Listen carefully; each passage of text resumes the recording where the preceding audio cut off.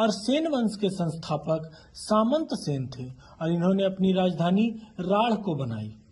सेन वंश के पश्चात गढ़वाल वंश का उदय होता है। गढ़वाल वंश के संस्थापक चंद्रदेव थे। इनकी राजधानी कन्नौज में थी। गढ़वाल वंश के बाद चौहान वंश आया और चौहान वंश के संस्थापक वासुदेव हुए और इन्होंने अपनी राजधानी अजमेर को बनाया। चौहान वंश के बाद चंदेल वंश का शासन आया।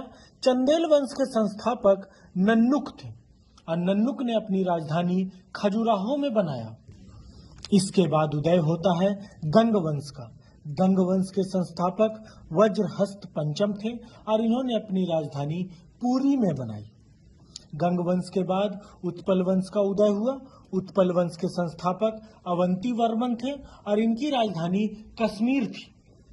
उत्पल वंश के बाद उदय होता है परमार वंश का। परमार वंश के संस्थापक उपेंद्र थे और इन्होंने अपनी राजधानी धार या उज्जैन को बनाई। परमार वंश के बाद उदय हुआ सोलंकी वंश का और सोलंकी वंश के संस्थापक मूल राज प्रथम थे और इनकी राजधानी अनहिलवाड़ था। सोलंकी वंश के पश्चात कालचुरी वंश का उदय होता है।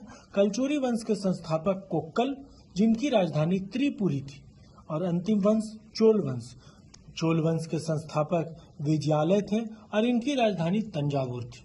तो यह थी प्राचीन काल के प्रमुख राजवंश, उनके संस्थापक और उनकी राजधानी के बारे में एक छोटी सी कहानी।